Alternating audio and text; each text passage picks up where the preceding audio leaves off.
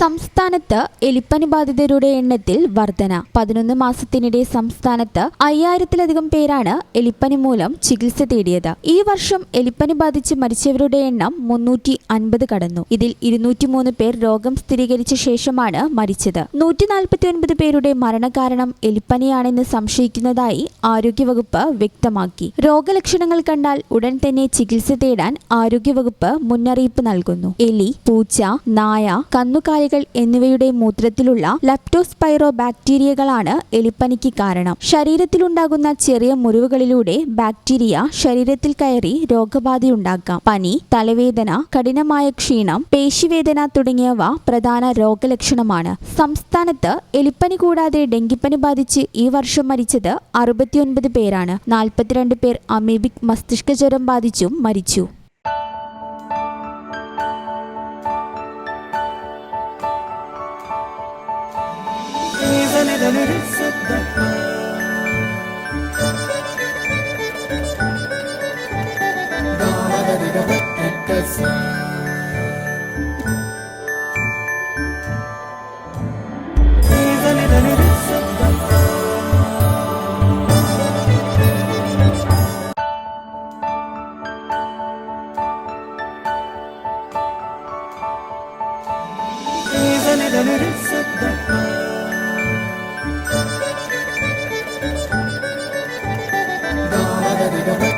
Yes.